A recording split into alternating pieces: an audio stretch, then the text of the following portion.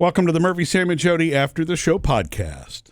Every once in a while, and especially this week, we love to dig into your messages and emails and comments and things that roll in that we don't get to touch on and jump on in the show. Sam even has some, yes? Yeah, I do. In fact, we'll start this one off with a question from Kenny from murphysamandjodi.com. Okay.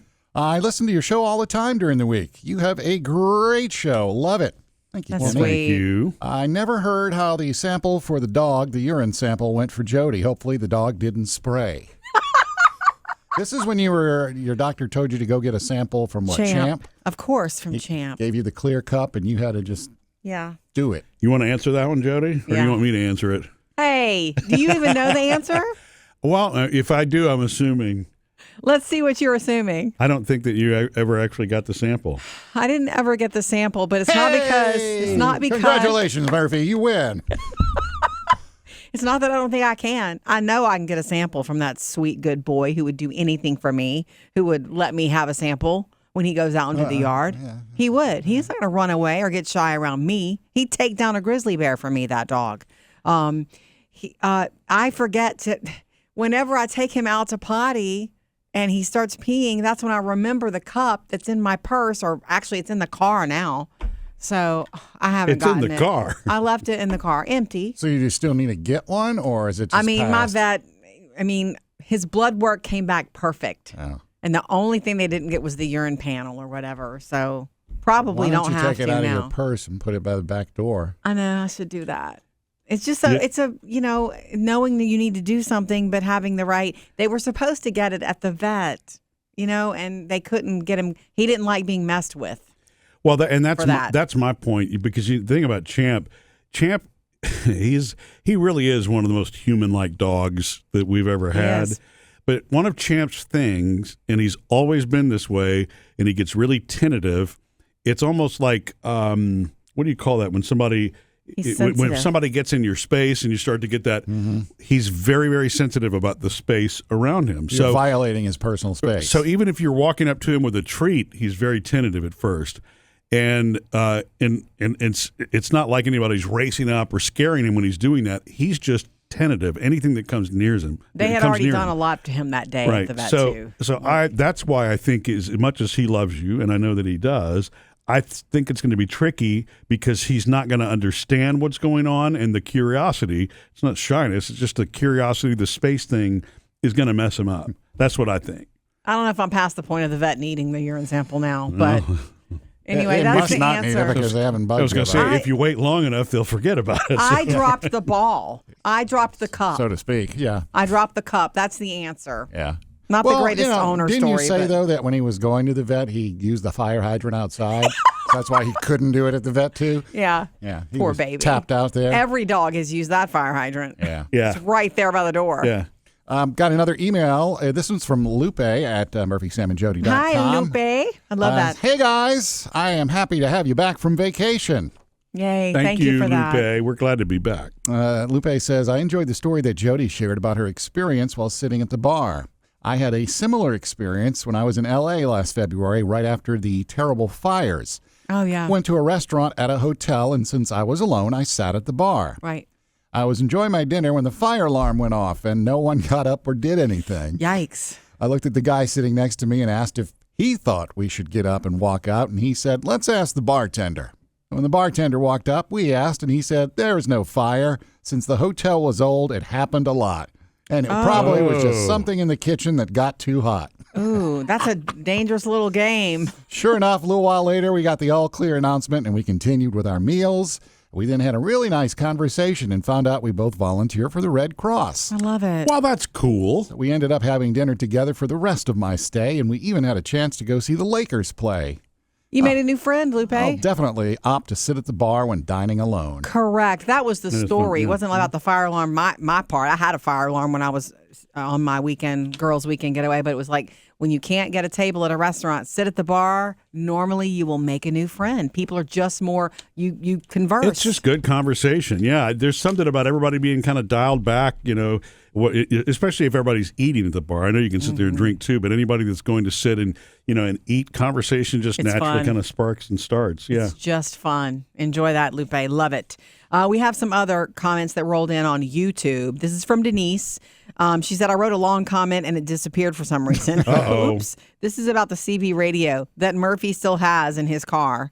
It's a handheld. Oh, my bad, I wish yeah. I had the hardwired one, honestly, because I think it would. That's so much cooler. It would. So much more modern. But, it would be more, I could pick up more in the distance that I'm picking up. I'm wondering if part of the reason that I'm not hearing anything is because it's a little handheld. Even when I kind of hold it out the window, I'm not, Cool. picking anything up.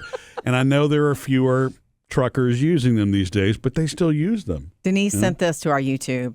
I own a CBSSB radio, and I am reaching out all over North America. I have an 18-foot antenna, 35 feet in the air. Oh, wow. It is not a ham radio. I started an emergency communications network.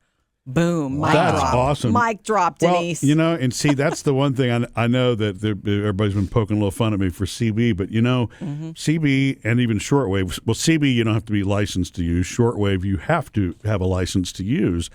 But if something fails, if satellites in the sky fail, a CB radio is still going to work. You know what I'm saying? As far as like communication, that kind of wireless cellular communication, same thing. If a cell tower goes down, it's really interesting how awesome digital technology is. I mean, I wouldn't trade it. I love everything digital. But it does fail. But everything between satellites, internet, and everything else, if it fails, What's your what's your backup? backup? And the truth is, all of that kind of traditional analog, they call it analog radio, it's not likely to fail in any sort of circumstance like that. It's good emergency communication that matters not whether there's a satellite active in the sky Correct. or an internet connection. I love it. Yeah. I love it's it. good as long as it's not a little handheld that you have to stick out the window. Well, the thing is, the handheld, I haven't tried. I guess I should actually ask and see if somebody's listening, Yeah. and then see if that's part of the problem. And try it when you're not in an emergency situation or we're stuck in traffic and you're dying to know what's going on. And you also have to come up with a handle, too, before you do that. Yeah, that's a really good question. Murphy's Law. I wonder if Law. anybody uses handles anymore still. The every now and then you will see somebody who's taken their trailer hitch and they have a huge antenna on the back, with a tennis ball to protect it from hitting the... it's one of those ones that I'm afraid to get near because I have a feeling like when this dude clicks it on, is my phone going to die? Yeah, you right. know? And I know there are a lot of people that probably look at that and go, what? And I'm in the back of my head going, man, I bet he can talk a long distance. Roll down the window, Jody. Let's ask him. Nerd excitement. Anyway, look, what's funny is listening to you guys talk about this and you shouting out for the reliability of it. I realize now why when we were kids, because walkie-talkies? in play, you are mimicking things you see adults do in play. Yeah. And so that's why there are play kitchens and there were walkie-talkies. Yeah. That's why, the neighborhood kids were so excited to play with walkie-talkies. Oh, they were fun, yeah. Right. That was the way. Now I get it. I didn't ever really play with walkies. They didn't do anything for me. I was like, okay, who cares? Well, the thing is, for me, walkie-talkie, it worked. It's like when you whipped it out and hey, let's, and then it was like, yeah, okay, that's great, we did it. And so you've always been this way, my Sam. walkie-talkie also had the Morse code on it, so you could go beep beep beep beep beep beep beep beep. Yeah, and mine of course, too. your other friend is like, what is he doing? I and Morse code was like ancient when we were playing, around with it. So I don't know if it's even still Maybe that was the used problem, anymore. Sam. Okay, moving on. We have an email here from Susan to murphysamandjody.com regarding road trip snacks. First, she says, we pack lunches. We love stopping at roadside parks and having a little picnic lunch. That's kind of cute. We have sandwiches, grapes, cheese sticks, all the good-for-you stuff, even carrot sticks. But we still have a goodie box in the car for the remainder of the trip of our must-haves. Mine are Pringles and Turtle Chex Mix. My husband's are smoked almonds, peanut butter crackers, and his Doritos. And then we also share dark chocolate M&Ms. See, that's somebody who packs their road snacks as opposed to seeing what will surprise and delight you on the road at convenience stores. Peanut butter crackers are a true comfort snack food. Yeah. They're one. I mean, I will travel with them. I will stop. I'll pick them up. I don't know. I have a thing for those. Yeah. What I did not like as a kid with that, and my mom would pack stuff for us to eat a sandwich along the way, but that's where I kind of developed a little bit of a dislike for sandwiches that are like cold that have been made too long ago. And like the mayo and the mustard, and she would do bologna and cheese, or she'd do ham and cheese, and that combo cold just grossed me out. That's funny because there's something that happens to the bread and the mayo when a sandwich has been refrigerated like that for a long time that I think is fantastic. Really? That you can't get. Yeah, and then that white bread sticks to the roof of your mouth. Yeah, it's so soft. It just gets weird. But to me, like that the meat and the cheese together when they're that cold. They're just not. I don't know. So funny that you're saying that. If it were grilled or if it were freshly made, different deal altogether. But those, if you were really hungry, you'd like it. Yeah. But I think they used to give me a stomach ache. They would actually make me sick. Oh. I don't know if that was a mental thing or. The dog wasn't getting into the sandwich basket, was he? Like Vacation. No. The movie Vacation. Yeah. Okay, Shiloh sent this email. Hey guys, just want to say I love your show. It always brings a smile to my face. Thank Having you. the privilege to wake up to your guys, you guys' voices. That's so nice. That's so Thank nice. you for making the days awesome. Have a great rest of yours. What a beautiful thing to say, and what a beautiful name, Shiloh. Shiloh.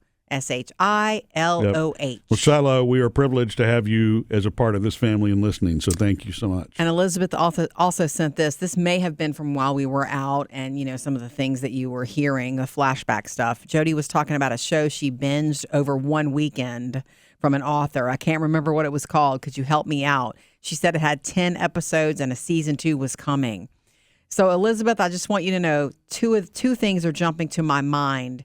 10 episodes and season 2 coming sounds like, and I did binge it over one weekend, was the show called Nobody Wants This on Netflix, starring Kristen Bell. She was nominated for her first Emmy for that work. Yeah. Just this really? week she was nominated. Okay. Nobody Wants This is a grown-up, it's not for kids, sort of romantic dramedy.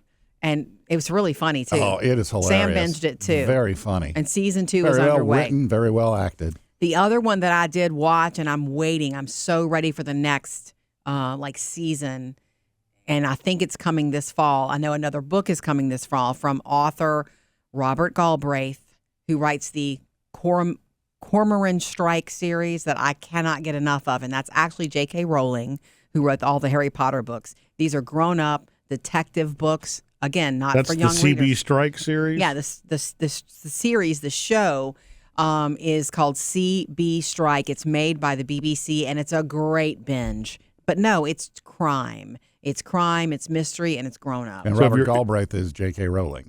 Robert Galbraith is J.K. Rowling. So if it's if you're a true crime fan, is it the kind of show I you think would so. like? It's not true crime. It's fiction, but it's Right, that's what gritty. I'm saying, though. If that's your genre and kind of Yeah. thing, is it something worth It's checking gritty, and you're going to want to know who done it. By the end of you're going to be guessing who did it, and you always find out. And it's a rough road getting there, but it's so good. So, Elizabeth, I hope that answered your questions. Yeah. Double answer. Well, and we, obviously we see everything that you send us. We check out every voicemail that you leave us. So reach out anytime, 877-310-4MSJ, or you can hit us up on our Facebook, Instagram, YouTube, TikTok, or murphysamandjodi.com. Missed any part of the show? Get it all on the Murphy, Sam, and Jodi podcast.